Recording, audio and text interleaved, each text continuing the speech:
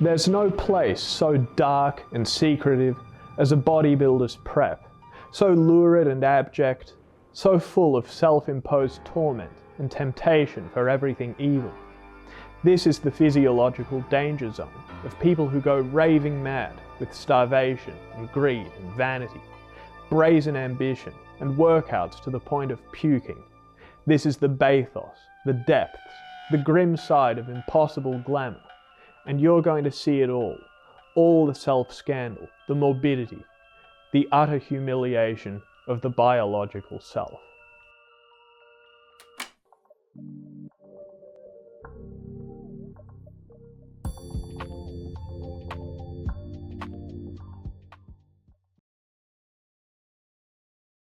Welcome to the first episode of the Prepstein Files. In this series, I'm going to walk you through how I'm going to prepare for my upcoming 3 natural bodybuilding shows as a first-time competitor. For the unfamiliar, a bodybuilding show is a competition where you starve yourself to extreme leanness, don a G-string, oil yourself up, and then strike poses in front of an audience of mostly men to showcase your muscular development. If that strikes you as utterly insane, then you wouldn't be wrong. So the central question of this video, episode 1 of the Prepstein Files, is why am I doing this? The question is reasonable for anyone to ask and necessary for me to be able to answer. It's reasonable that people would be asking me why I'm dieting to be a lot leaner than is healthy or sustainable.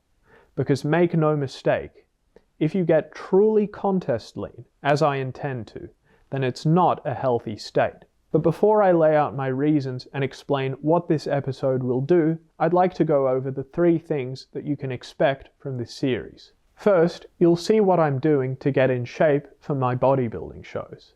You'll get a picture of my diet and my training. Second, you'll see why I'm doing what I'm doing. Wherever possible, I'm going to try to give a rationale for my practices.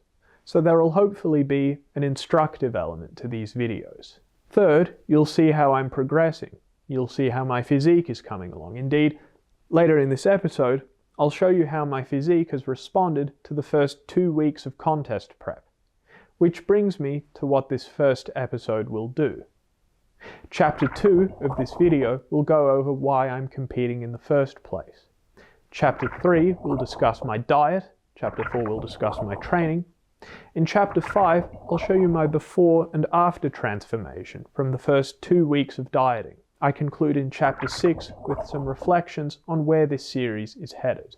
So why am I competing? The only reason I compete is to illustrate to people marginally more than they would otherwise believe that the methods that we espouse at Solomon Nelson Consulting are effective. Just kidding. As my upcoming book, Solomon's Guide to Fat Loss, details in Chapter 2, it's very important to have a robust why before embarking on a fat loss phase. I think I have such a why. Reason number 1. At the risk of sounding a bit pretentious, I want to create a work of art. And by that I don't just mean putting my most shredded physique on stage, because that's hardly the most original or interesting idea, but also documenting the entire process for this series and thereby attempting to capture the poetry of this otherwise crazy sport. Each individual episode of the Prepstein Files can be construed as a contribution to the larger body of work. Closely related is reason number 2. I want to create a series that's entertaining and educational.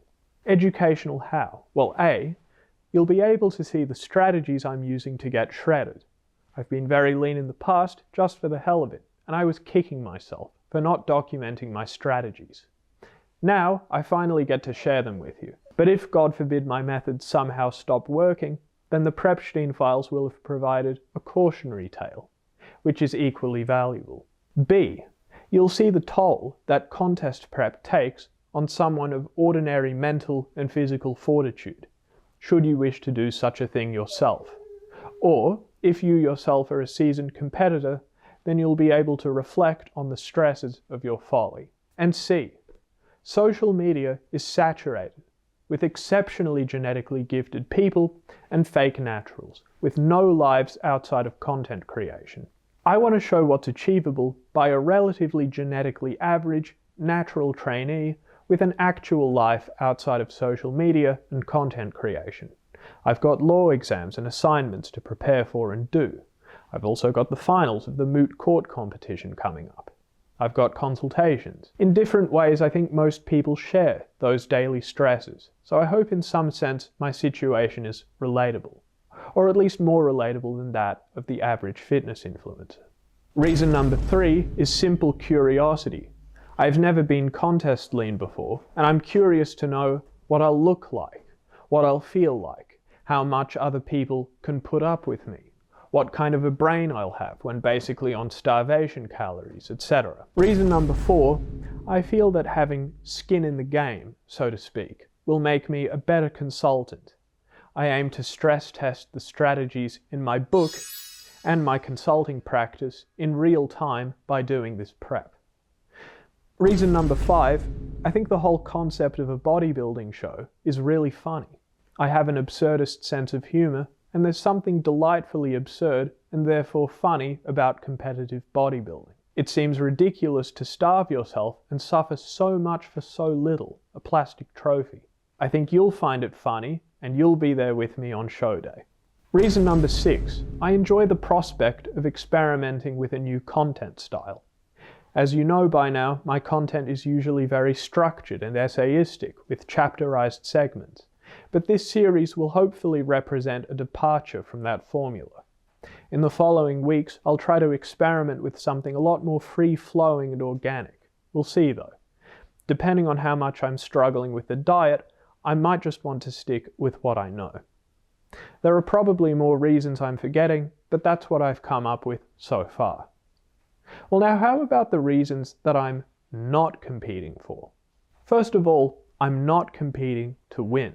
It'd obviously be nice to win, but I'm not going into this expecting anything. Bodybuilding is one of the most genetic sports there is, and unless you're a top pro, you don't know who's going to show up on the day of your competition.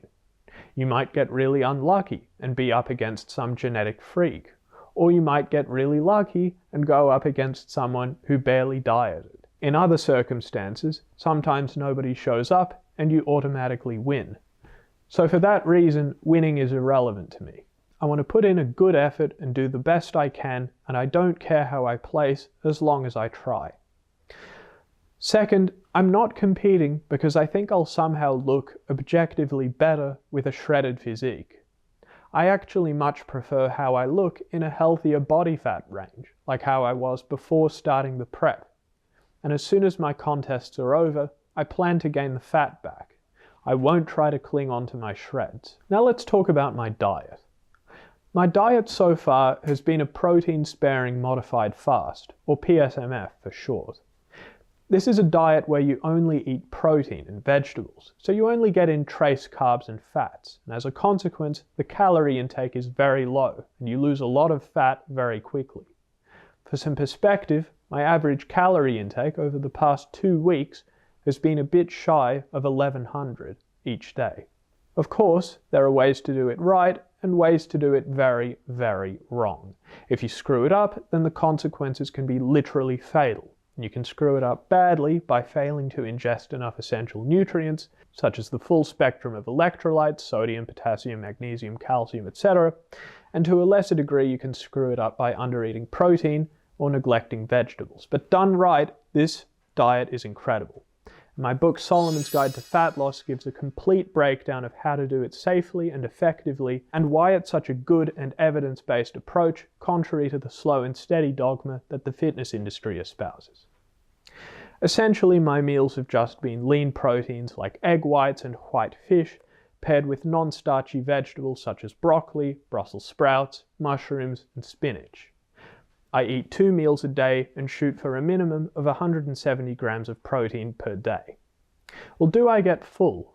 Well, perhaps surprisingly, the answer is yes. The combination of ketosis, a high protein intake, a high vegetable intake, and the PSMF's impact on sensory-specific satiety, which is basically the idea that you get bored of eating the same limited food choices, have been enough to blunt my hunger so effectively that I basically never experience hunger nor cravings. And no, I'm not on any GLPs or appetite suppressants, besides arguably caffeine. I drink 2 cups of black coffee a day. Of course, it's early days, but so far so good. Now to discuss training. At the moment, I'm doing 1 to 2 brief, high-intensity, full-body workouts per week. That's it. And my training routine will stay that way for the entire duration of my contest prep. I'm there at the gym to send a signal to my muscles to stick around, which really doesn't require much training, and then I get the hell out. Moreover, if you don't cut back on your training when doing a PSMF, you can expect to get wrecked. I think of my recovery the way I treat a bank account. Training makes up the withdrawals, and sleep and food make up the deposits. So it's a balance, right? If you withdraw a lot, for example, you train with high volumes and intensities, then you need to deposit a lot, else you'll be in debt. But on a PSMF, you can't deposit a lot. Your income, so to speak, is meager. So you have to cut back on your withdrawals. But won't this lead to muscle loss, you might ask? No, is the answer. The amount of training you need to preserve your muscle, even while dieting aggressively, is amazingly little. And I think you'll see this as I get deeper into my prep. But throughout the Prepstein Files, you'll be the judge. Now for the physique update. These past 2 weeks have been a big success overall. My motivation is high right now, and my body isn't really fighting back in terms of hunger. It remains to be seen whether that changes as I approach the low single-digit body fat percentage range, but so far, so good. I filmed my starting physique on the 28th of June. That's day 0. And I'll throw up a comparison on screen with my physique on the 12th of July after 13 days of dieting. My weekly average in the before shots was 75.5 kilos body weight, and my weekly average in the after is 71.5 kilos. So my average has dropped by a staggering 4 kilos or 8.8 pounds. A common complaint in the early stages of a diet is the fat but flat effect. And this is where your body has depleted its muscle glycogen stores, so your muscles look noticeably flatter and less pumped than usual, but you haven't yet lost significant body fat. So you look just as fat but with less muscle. And this is disheartening for many dieters. But as you can see, I've basically completely bypassed this fat but flat phase. One thing I found about aggressive dieting is that it truncates the timeline for everything. So for example, if the fat but flat stage lasts for 3 weeks on a 500 calorie daily deficit, then it'll only last for 1 week on a 1500 calorie daily deficit. In the coming weeks, you can expect some big changes. And yes, I know, I still have to learn how to pose. Where to from here? Well, aside from me getting leaner and leaner, I look forward to discussing whatever you, the viewer, are most interested in seeing and learning from the Prepstein Files. I do read the comments, and if there's a question you really want me to answer, then I'll do my best to answer it in the next episode. Look forward to my face becoming progressively more gaunt the deeper we get into this series. Thank you for tuning into the Prepstein Files, and I'll see you in 7 days' time for my weekly check-in with you, my beloved subscriber.